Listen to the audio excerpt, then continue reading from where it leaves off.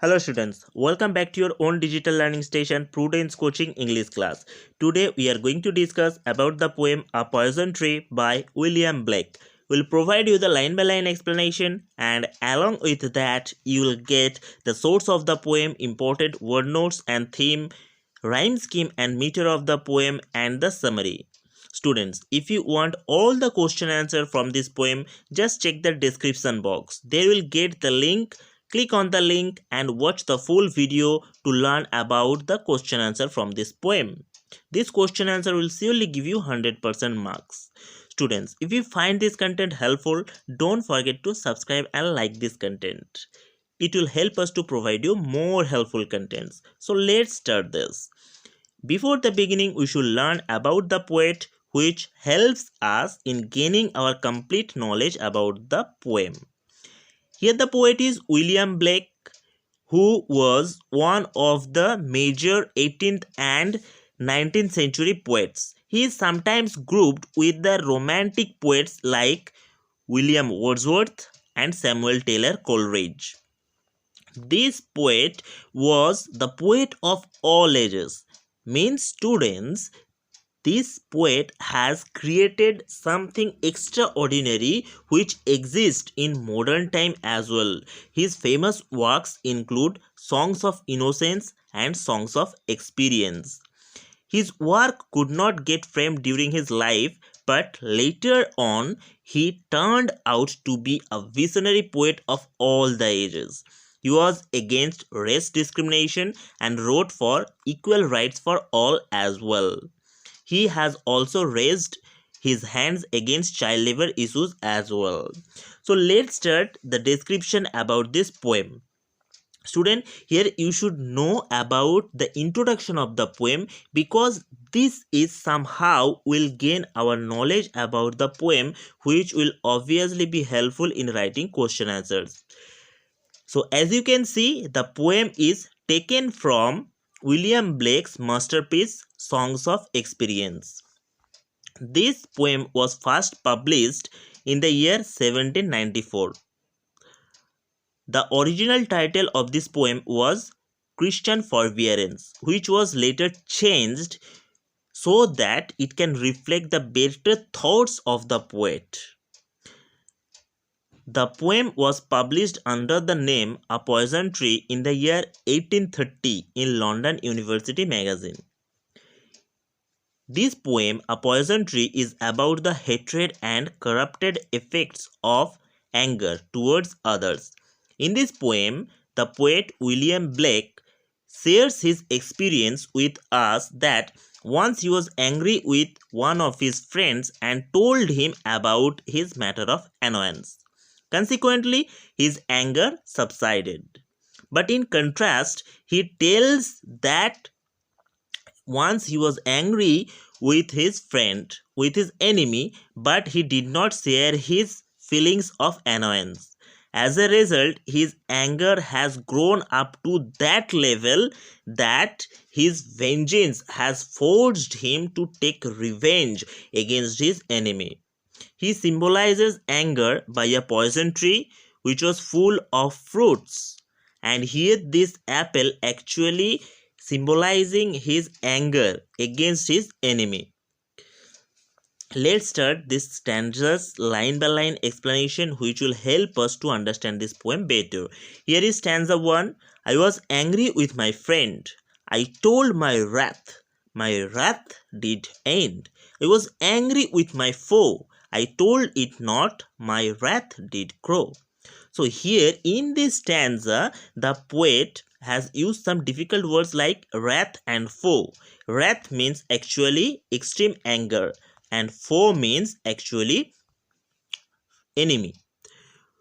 So in this stanza, the poet is telling us about two situations. In the first situation, he was angry with his friends.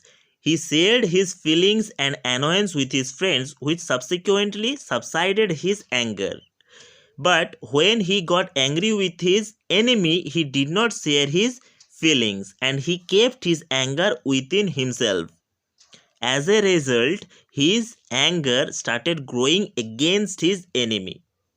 Now we will read about second stanza. Here it comes. And I watered it in fears, night and morning, with my tears, and I sunned it with smiles and with soft, deceitful wiles. As you know, students, here actually wile is a crafty, cunning, or deceitful tricks. And deceitful wiles are something which force the poet to take revenge against his enemy. The speaker here suggests that he is a very deceptive person and that he is planning something very sinister and mischievous.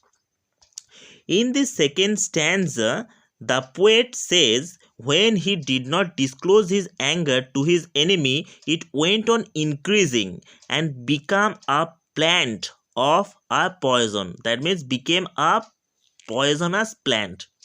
He developed a sort of fear. He watered his plant with fright twice daily, that is, in the morning and at night.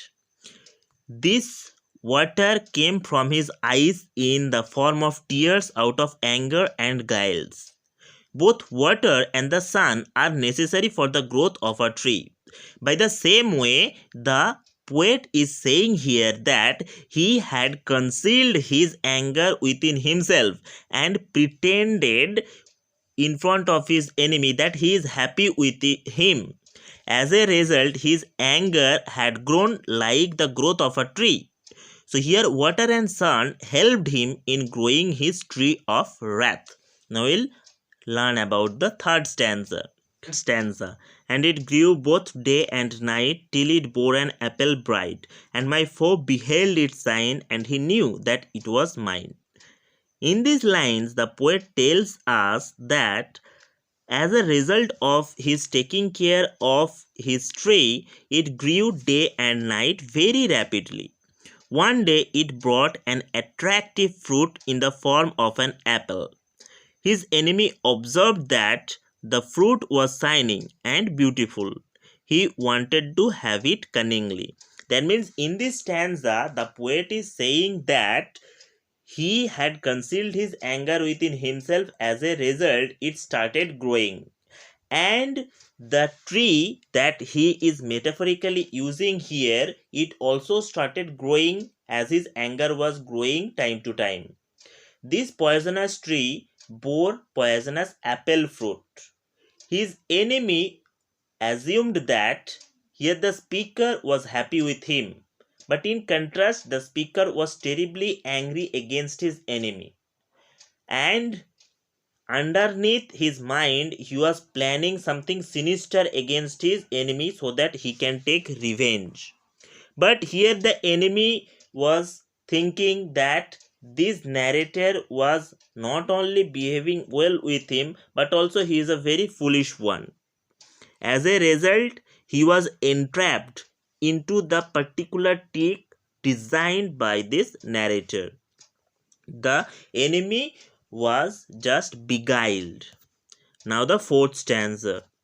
And into my garden stole, when the night had veiled the pole, in the morning glad I see my foe outstretched beneath the tree. In this stanza, the poet is saying that he is expressing the outcome of the efforts made by him. He says, since his enemy wanted to pluck the fruit from the tree cultivated by him, he entered into his garden very secretly. It was the time of night, and darkness had covered the poles or the whole universe at that time. The enemy touched the apple and died at the spot in making efforts to pluck the fruit because it was poisonous from inside too. In the morning, the poet was very glad when he found that his enemy lying dead straight under the tree. He was very cunningly deceived by his trick.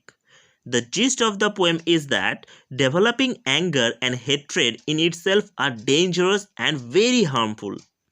One may injure one's opponents by one's anger and scorn, but developing them is not admirable at all. So students, finally we have completed this fourth stanza. By this poem, the poet wants to give us the message that if we are nurturing our anger, obviously it will become harmful for ourselves as well, because anger and resentfulness is always destructive and no good can come out of these feelings. Now we'll discuss about the rhyme scheme of the poem. A person tree is written in quatrains or four-line stanzas which rhymed as AABB. To understand this rhyming couplet, you should observe the last words of this stanza. Here, friend and end, these are having similarity, and foe and grow, they are having similarity. So, by the end of these words or by the ending words of the stanzas, we generally search out the rhyming scheme. Now we'll learn about the meter of the poem. The meter of the poem is what is technically known as trochaic tetrameter catalectic. This means that the meter used is a trochee. Trochee means a stressed syllable followed by an unstressed syllable. That is in the line, and he knew that it was mine. Here the stresses are given like, and he knew that it was mine. So the words which are written in capital, actually they are stressed out, like and, knew, it, mine, they are pronunciated with stress. So that's why this is trochaic tetrameter catalectic. So there are four such trochees in a line, and hence this is tetrameter as well.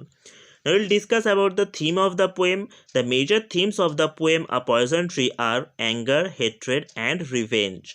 The poem explores the distress effects of unexpected anger that causes to grow hatred. Blake, as a visionary writer, dives deep into the darker side of human mind and tries to explain the harm that anger can do.